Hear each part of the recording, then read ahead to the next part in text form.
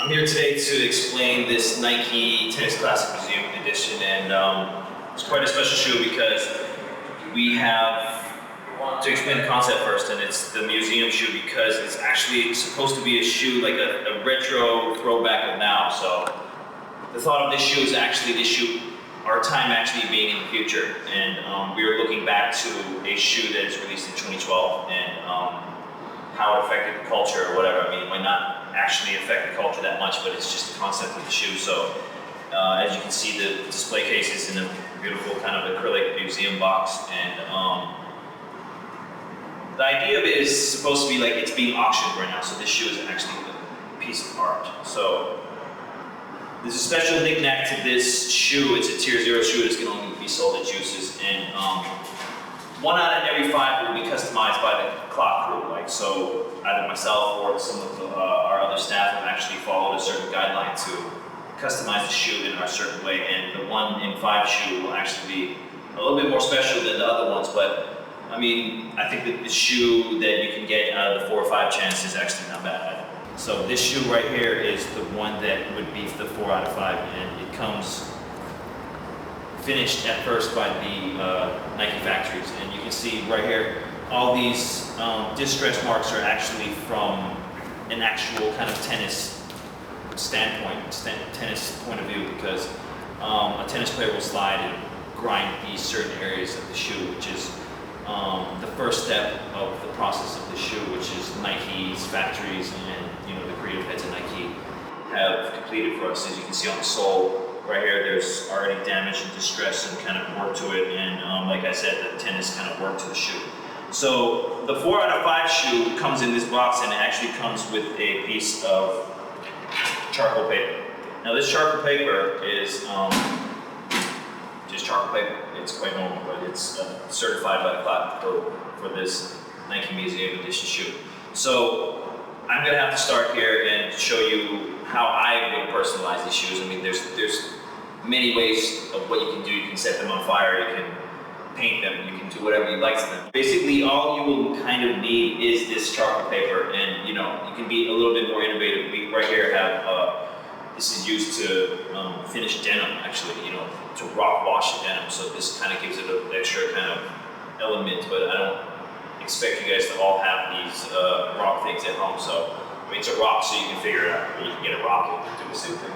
But first off, to customize these shoes, I would suggest that you would take these laces off, because these laces are in the way of things. So I'm going to take these laces off.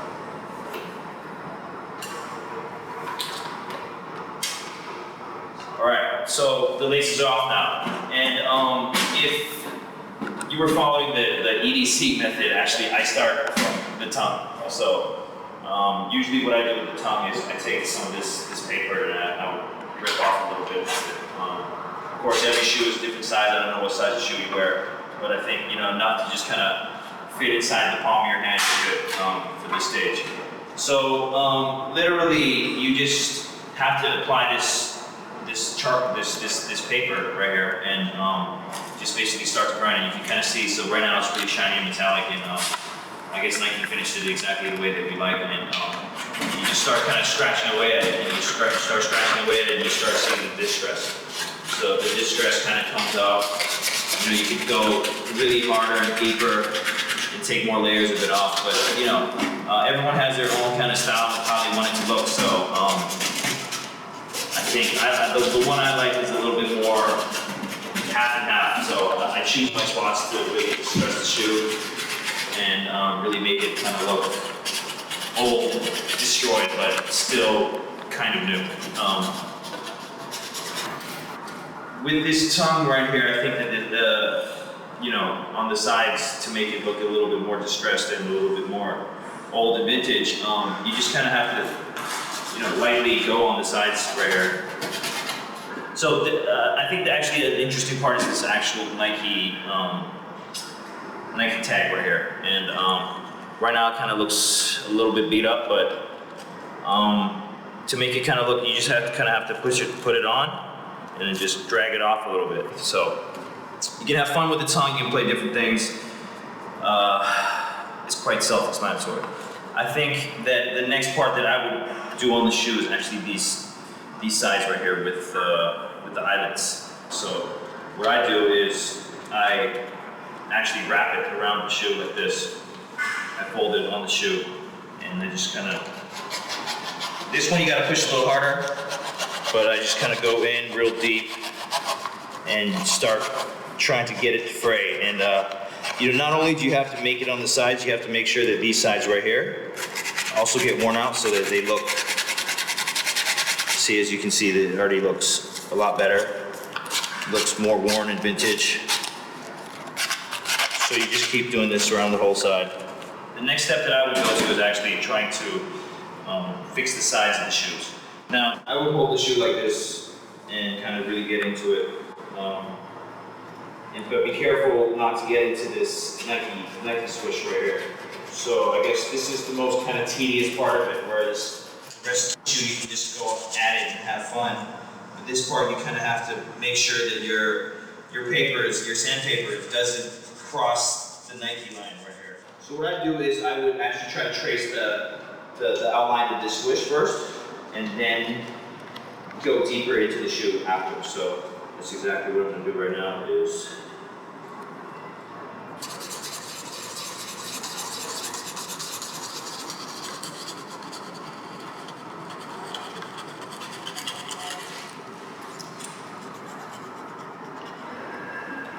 so now you can kind of see the shoe and the difference of the unfinished version, which is this one right here, the side view of the shoe, and the so-called half finished version.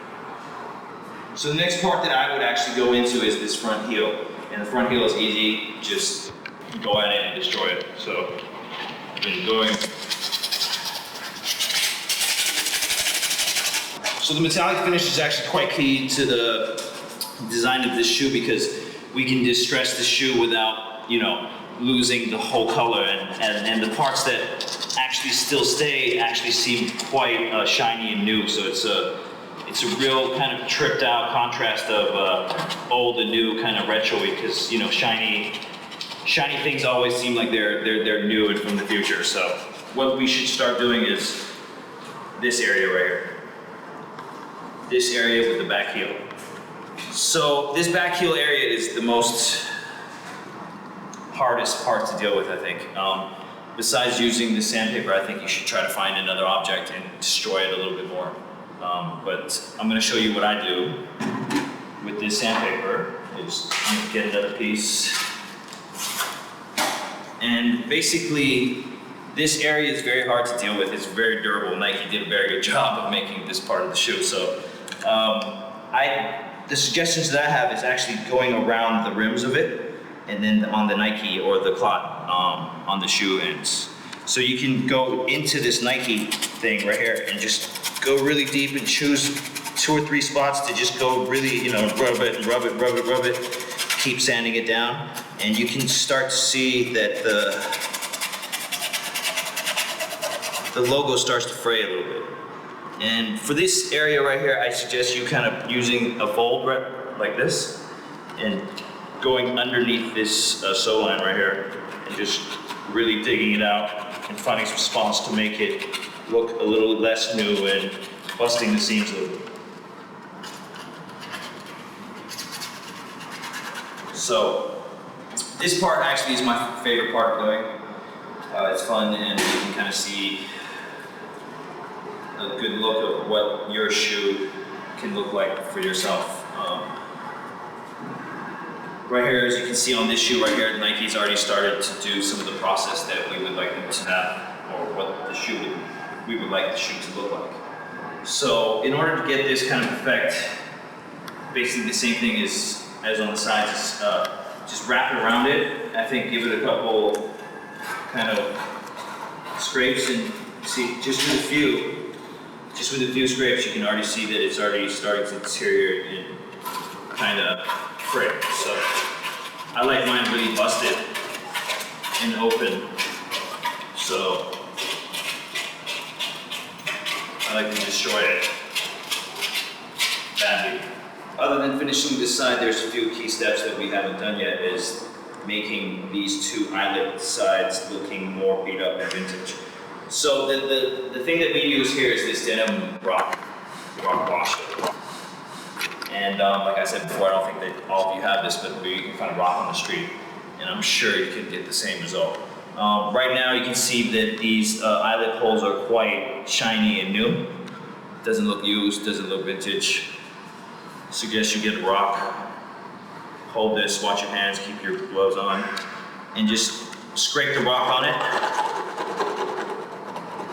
depending on how distressed you want it. As you can see, already the metal is getting scraped, the paint is coming off on the red, and the metallic on the actual shoe right there is actually going to disappear as well.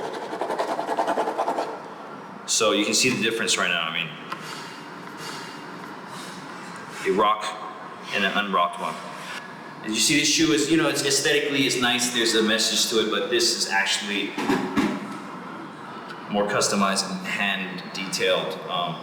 This shoe is the museum shoe, and the CLOT creatives have really kind of thought about this shoe for a long time and has given it 2 levels to it. So there's only one part left in actually customizing and finishing the shoe, and that would only be for the 1 in 5 actual special edition that CLOT has finished. So right now you can have a comparison of the two on an easy look of the differences in the shoe and the way that it actually feels and looks. So you can go deeper, you can go lighter. It's really customizable to your feeling, but usually when you get the 1 in 5 one, there's going to be a special added detail to the shoe. And that will be something that I'm going to take my gloves off for. And it will have a special CLOT tag, the tags that we always use on all of the clothing. It will be placed with some glue, ghetto production style, right on this area of the shoe, approximately, of a CLOT finished museum edition Nike Tennis Classic. Everyone should have fun with the shoe. You can untouch it, you can touch it, you can, like I said, do whatever you want with it. You can set it on fire. I'm gonna get a pair and set them on fire and see what they look like after I finished it.